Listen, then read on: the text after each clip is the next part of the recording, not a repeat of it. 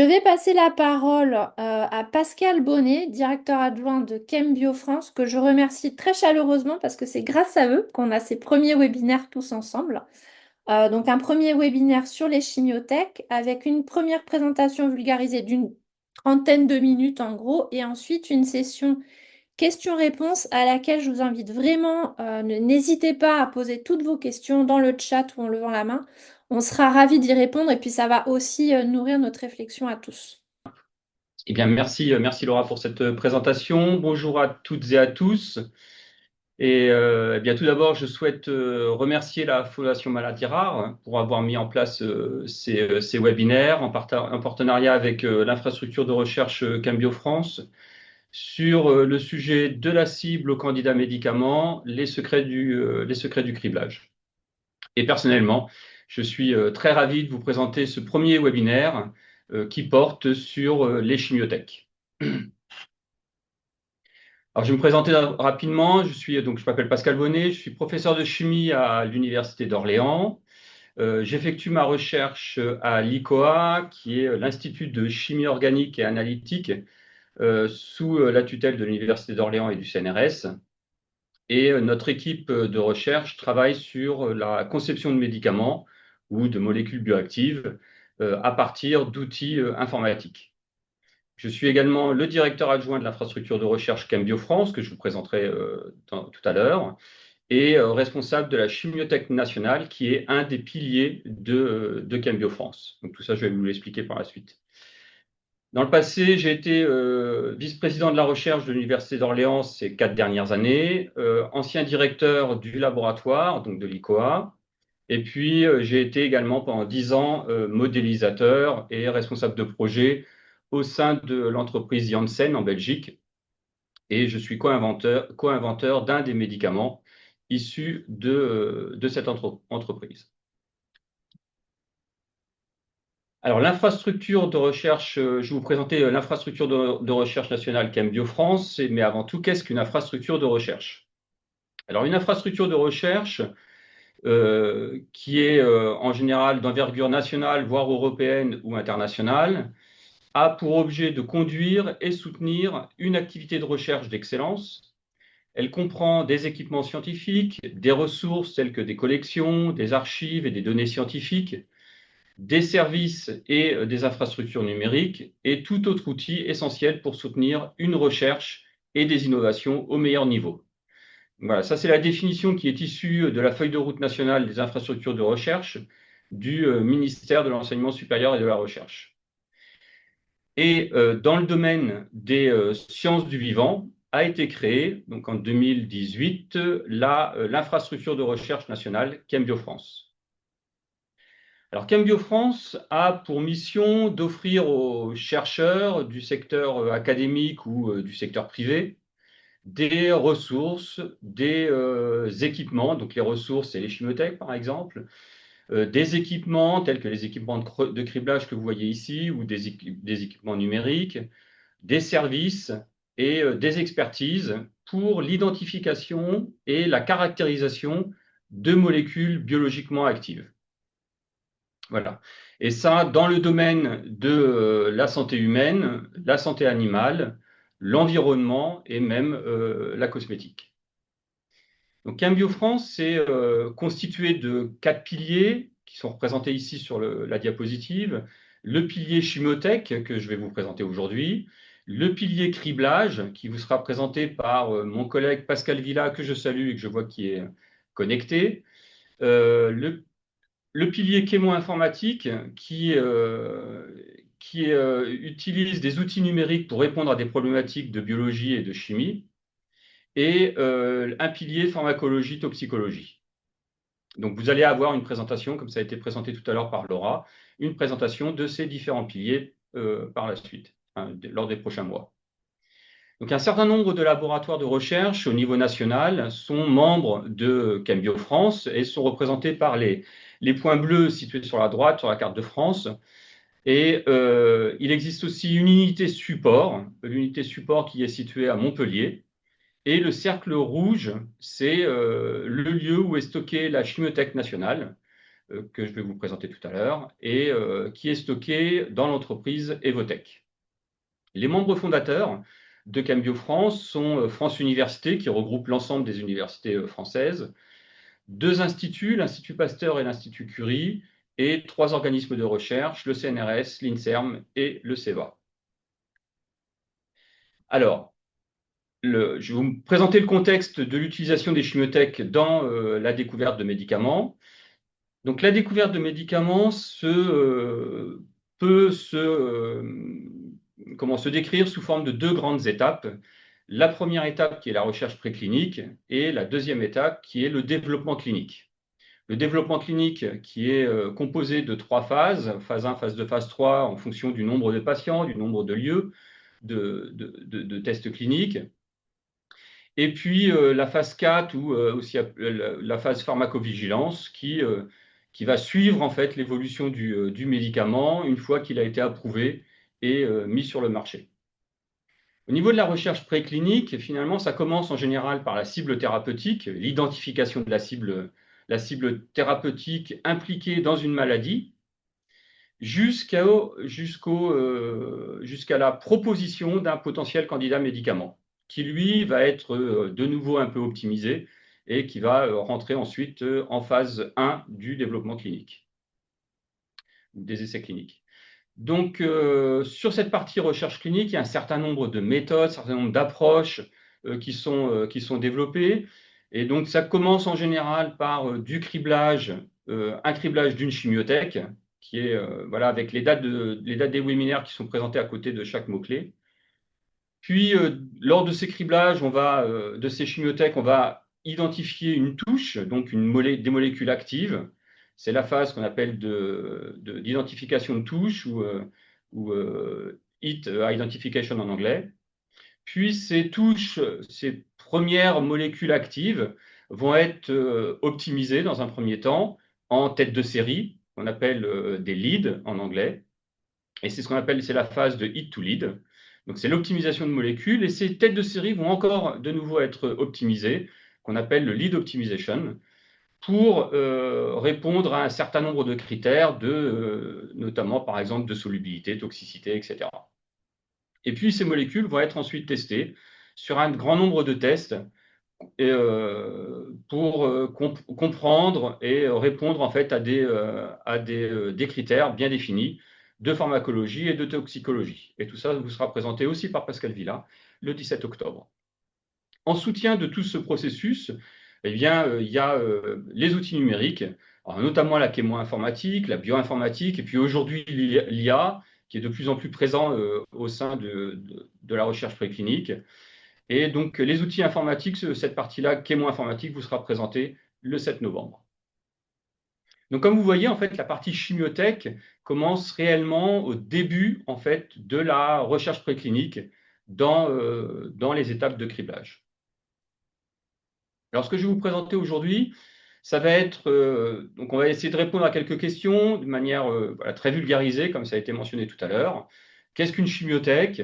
Des exemples de chimiothèques, les types de chimiothèques, les chimiothèques de l'infrastructure de recherche Cambio France, comment est-ce qu'on conçoit une chimiothèque, comment sont-elles utilisées ou exploitées, et puis ensuite, quels sont les défis liés à la constitution d'une chimiothèque. Alors, qu'est-ce qu'une chimiothèque? Une chimiothèque, c'est une bibliothèque qui est appelée parfois aussi collection de composés chimiques.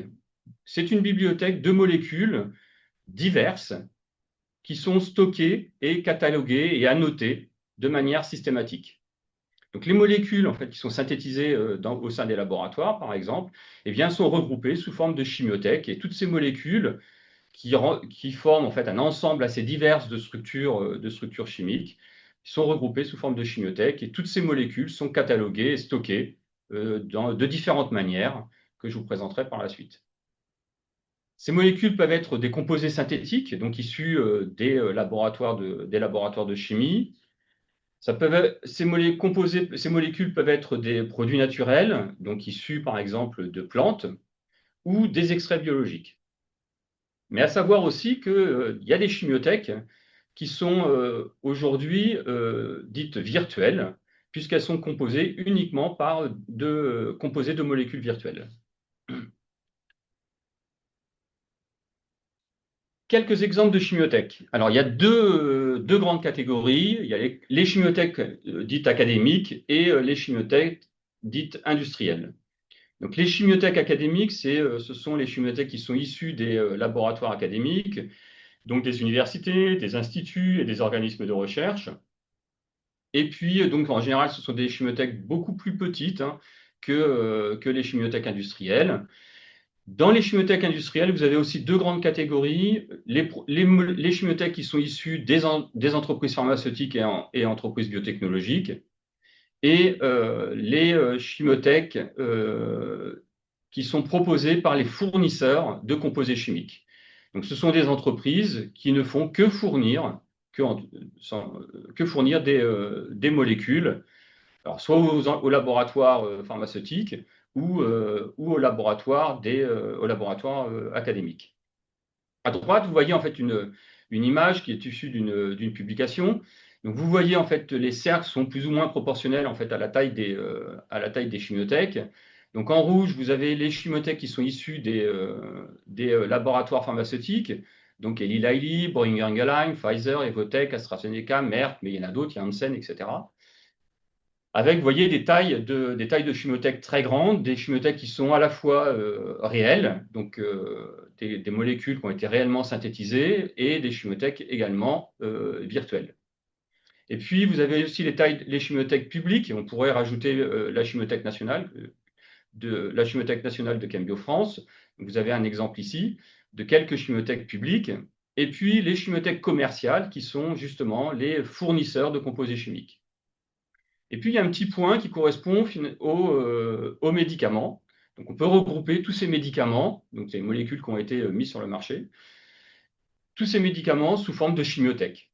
Alors, il existe hein, des chimiothèques qui sont utilisées pour du criblage. La plus connue et sans doute la plus utilisée aujourd'hui, c'est la Presswick Chemical Library, qui regroupe 1740 médicaments. Et ces chimiothèques sont très utilisées dans le cadre du repositionnement de médicaments. Donc, c'est ce qui a été fait très récemment, notamment dans le cadre de la Covid en 2020, donc où la Press Week a été très criblée dans ce cadre-là. Alors, pourquoi cribler des médicaments? Tout simplement parce que c'est des médicaments, finalement, on a beaucoup d'informations sur ces molécules, puisque ces médicaments ont déjà passé toute l'étape de développement clinique.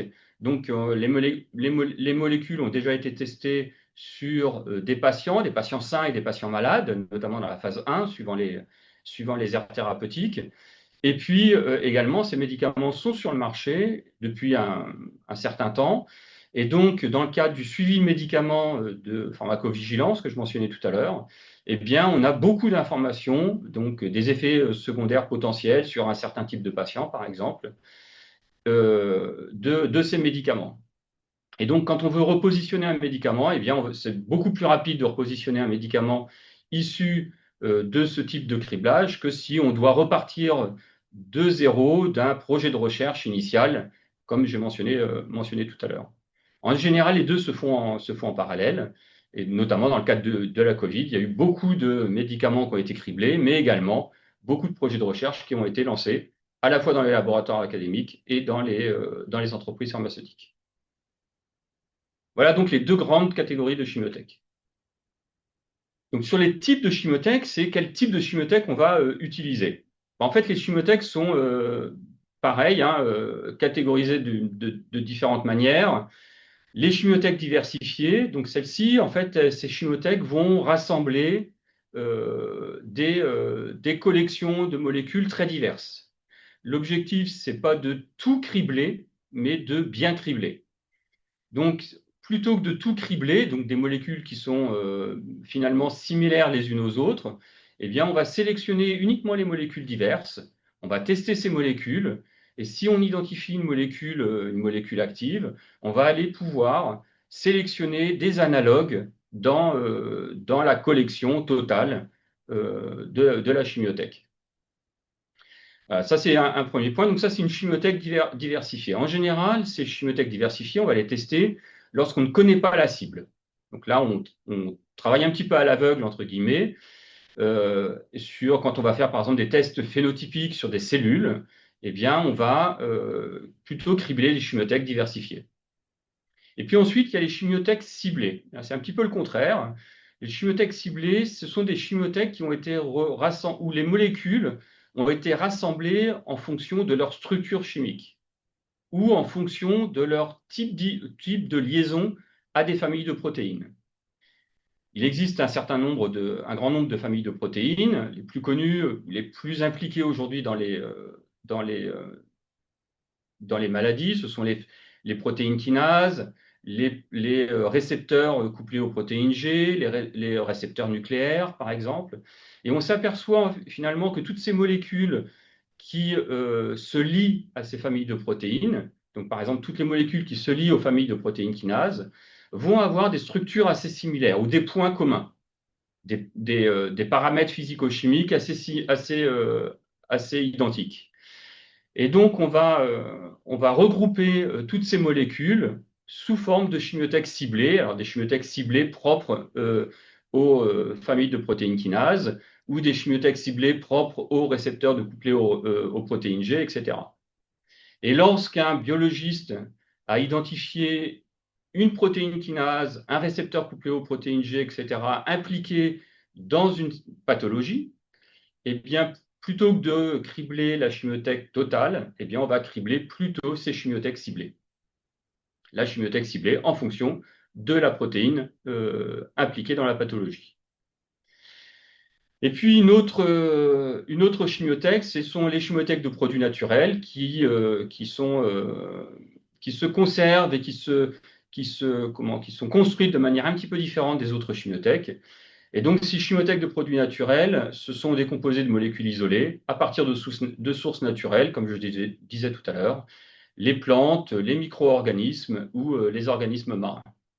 Voilà. Donc, en fait, toutes ces différentes chimiothèques, c'est ce qui représente ce qu'on appelle dans le jargon du chimiste, c'est l'espace chimique ou la diversité moléculaire. Alors, les chimiothèques au sein de Cambio France, on a également plusieurs chimiothèques. Donc, on a regroupé plusieurs molécules qui étaient stockées dans les laboratoires académiques. Donc, 49 laboratoires académiques aujourd'hui sont membres de Cambio France, ce qui nous a permis, depuis quand même un certain nombre d'années, de recenser 98 000, presque 100 000 molécules au sein de Cambio France. Donc, ce sont des molécules qui existent, hein, ce sont des molécules réelles, qu'on a collectées, annotées et classées en fait au sein de Cambio France. Cette collection, c'est ce qu'on appelle la chimiothèque nationale, qui regroupe donc l'ensemble des laboratoires au niveau national. Et parmi ces molécules, eh bien, il y en a un peu plus de 70 000 qui ont déjà été mises en plaques qui sont prêtes à tester. Donc les plaques, c'est ce que vous voyez sur l'image en haut à droite. Donc chaque puits correspond finalement à une molécule qu'on va déposer et ces plaques seront ensuite testées sur des tests biologiques. Et ça vous sera expliqué en détail lors du webinaire criblage. Donc là, c'est ce qu'on appelle la collection complète, hein, 70 000 molécules qui sont mises en plaques. Et dans certains cas, eh bien, ces plaques sont criblées pour des nouvelles cibles protéiques ou thérapeutiques. Et puis ensuite, comme je disais tout à l'heure, hein, on a ces collections, ces chimiothèques diversifiées. C'est ce qu'on appelle au sein de Cambio France notre chimiothèque nationale essentielle. Donc elle regroupe 1040 molécules qui sont issues de ces 70 000 molécules, 1040 molécules qui sont les molécules les plus diverses de notre collection. Et suivant les coûts financiers, suivant les ressources humaines, eh bien, on va plutôt tester cette collection, 1040 molécules. Et suivant les touches, les touches, c'est-à-dire les premières molécules actives, eh bien, on va pouvoir sélectionner des analogues de ces touches parmi les 70 000 molécules, de façon à s'assurer que la structure chimique qu'on a identifiée correspond bien à une famille de molécules qui est potentiellement active sur la protéine en question. Et puis, on a une autre chimiothèque qu'on appelle l'extractothèque ici. Ça regroupe eh bien, tous les extraits naturels. donc les plantes, des éponges, etc. C'est les 15 000 extraits naturels mentionnés ici. Alors, comment est-ce qu'on conçoit des chimiothèques? Finalement, il y a plusieurs manières de concevoir une chimiothèque. La première, c'est d'aller dans les laboratoires. C'est ce qu'on a fait dans un premier temps pour construire la Chimiothèque nationale. C'est d'aller dans les laboratoires et collecter tous les produits qui sont entreposés sur les étagères et qui dorment finalement dans les placards des laboratoires au niveau national. Donc là, tous les collègues nous ont envoyé en fait leurs molécules et toutes ces molécules ont été annotées, catégorisées, ce que vous voyez en fait au niveau d'une manière informatique, une numérique, ce qui est mentionné sous forme de base de données, avec en incluant les différents critères tels que la structure chimique, le poids moléculaire, la solubilité de la molécule, etc., etc. Et donc, il y a un certain nombre de paramètres qui sont enregistrés dans cette base de données pour chacune des molécules. Et puis, les molécules sont ensuite pesées et entreposées dans les piluliers. C'est ce que vous voyez en haut. Je ne sais pas si vous voyez ma souris. Et donc, dans ces piluliers, donc, toutes les molécules sont stockées sous forme de poudre dans ces piluliers. Et une partie de ces poudres est euh, ensuite en fait, stockée ou entreposée dans des plaques, les plaques de criblage. Donc là, on en a une toute petite quantité. Et toute cette information est ensuite stockée, conservée dans des réfrigérateurs ou dans des congélateurs. Ça dépend en fait, ça dépend des situations. Donc les molécules sont soit stockées dans des piluliers sous forme de poudre, mais parfois également sous forme de solution.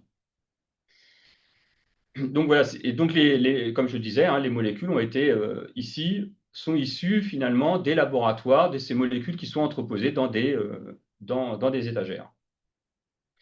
Mais également, on reçoit maintenant, au fur et à mesure, les molécules, donc ce n'est pas réellement des anciennes molécules, c'est plutôt des molécules récentes, qui sont synthétisées dans des projets de recherche. Mais une fois que le projet de recherche est terminé, eh bien, les molécules nous sont envoyées au sein de Cambio France, puis stockées au sein de la Chimiothèque nationale. Voilà, donc ça, c'est les molécules, je dirais, réelles. Et en plus de ça, il existe, comme je disais tout à l'heure, les chimiothèques virtuelles, où là, c'est un autre système hein, en utilisant des outils numériques de chémo-informatique pour concevoir ces chimiothèques. Mais ça fera l'objet du pilier chémo-informatique, donc j'en parlerai pas ici. Donc là, vous voyez un petit peu comment est-ce qu'on conçoit en fait une chimiothèque du départ du flacon jusqu'au stockage et à la conservation dans les réfrigérateurs avec une annotation pour chacune des molécules. Donc à quoi sert une chimiothèque? Alors je l'ai mentionné à plusieurs reprises, hein, le terme de criblage, de plaque. Donc les chimiothèques, qu'elles soient réelles ou virtuelles, sont utilisées principalement dans la recherche et le développement de médicaments ou d'ingrédients pour la cosmétique. Voilà, c'est les plus grandes tendances aujourd'hui dans l'utilisation des chimiothèques. Donc, elles permettent d'accélérer la recherche et d'améliorer la sélection de molécules prometteuses, donc des futurs candidats médicaments. Mais les chimiothèques, donc ça c'est un premier point dans l'utilisation des chimiothèques, mais il y a une deuxième activité. Les chimiothèques sont aussi utilisées pour comprendre le vivant. Notamment, les biologistes utilisent ces chimiothèques pour essayer d'expliquer des phénomènes biologiques souvent complexes. Donc, on a une partie qui est pour soigner le vivant, et puis une autre partie qui est plutôt pour comprendre le vivant. Donc, vous voyez en haut à droite hein, un robot de criblage. Donc, ça vous sera aussi expliqué plus en détail lors du webinaire criblage. Et donc là, vous voyez les petites plaques que je vous ai mentionnées tout à l'heure. Dans chaque puits, il y a une molécule. Et ces robots de criblage vont utiliser les plaques des chimiothèques pour identifier des molécules actives sur une protéine. Donc, les chimiothèques sont préparées pour du criblage, principalement du criblage de molécules. Donc, les chercheurs, ce sont des cribleurs ici, ou des biologistes, vont tester des milliers de composés pour identifier ceux ayant une activité biologique intéressante. Alors, c'est des milliers de composés, voire des centaines de milliers de composés, notamment dans les entreprises pharmaceutiques. Le criblage, lui, peut être expérimental, donc du millier aux centaines de milliers de molécules, comme je le disais tout à l'heure, mais également virtuelle ou in silico, et là, on peut monter jusqu'à 10 puissance 20 molécules, comme je vous ai présenté tout à l'heure. Donc là, lorsqu'on identifie une molécule active issue d'un criblage virtuel ou in silico, numérique, eh bien, le modélisateur, donc là, c'est le chercheur hein, qui utilise ces outils, on appelle ça, on dit que c'est un modélisateur, eh bien, il va proposer la molécule à un chimiste pour qu'il synthétise la molécule en question. La molécule peut très bien également exister chez un fournisseur de composés chimiques. Et dans ce cas-là, on va acheter la molécule de façon à la tester ensuite expérimentalement, de façon à valider en fait la prédiction issue des outils informatiques. Quels sont les grands défis liés à la constitution d'une chimiothèque? Alors, le premier, c'est la qualité et la diversité des molécules ou des composés. Donc ici, il est important en fait que la molécule qui est testée lors des tests de criblage corresponde bien à la structure chimique qu'on a enregistrée dans notre base de données, il existe par la suite un lien entre la structure chimique et l'activité biologique observée lors du test de criblage. Donc cette qualité, en fait, elle est essentielle. Et ça fait partie des défis. On doit s'assurer auprès des chimistes qu'on a toujours la bonne molécule. Donc heureusement, il existe des outils analytiques qui permettent de caractériser ces molécules de manière très fine. Donc qualité et diversité des composés. Donc encore une fois, il est important d'avoir une diversité assez grande de nos chimiothèques lorsqu'on va tester nos molécules sur des systèmes pour lesquels on ne connaît pas, des systèmes biologiques pour lesquels on ne connaît pas en fait la cible. Eh bien, on va plutôt avoir tendance à tester des chimiothèques les plus diverses possibles parce que justement, le système biologique, il est lui aussi complexe avec des protéines très différentes. Et donc pour cela, il nous faut identifier des molécules assez diverses pour pouvoir inhiber ces protéines. La gestion et le stockage, c'est aussi un défi, hein, puisque comme je vous disais, on a des chimiothèques de l'ordre des fois de centaines de milliers. Et donc, eh ben, il nous faut avoir des systèmes de gestion et de stockage très sophistiqués, très avancés, pour pouvoir conserver correctement l'ensemble de ces plaques ou de ces piluliers. Donc, les composés sont stockés sous forme de poudre ou sous forme de solution. Comme je disais, ça dépend un petit peu des besoins. Et les chimiothèques peuvent contenir des milliers, voire des millions de composés nécessitant des systèmes de gestion sophistiqués pour leur stockage et leur accès. Et vous voyez sur l'image en haut à droite, eh bien, c'est le système de stockage à Evotec où sont justement stockées les molécules de la Chimiothèque nationale de Chembio France. Mais pas que, hein, il y a d'autres collections qui sont stockées. Vous voyez, ce sont des racks très grands avec stockés ici à, je crois, des températures souvent très basses. Et puis la disponibilité, ça c'est aussi un réel défi, puisque les molécules sont criblées régulièrement sur des protéines, hein, sur des tests biologiques, eh bien, au fur et à mesure, on a un phénomène d'épuisement de nos molécules, du stock, et au bout d'un moment, malheureusement, ces molécules n'existent plus pour de nouveaux criblages. Et donc là, on a deux solutions. Soit on a les moyens, les ressources humaines et financières pour pouvoir resynthétiser la molécule en question de façon à les réintroduire dans la chimiothèque.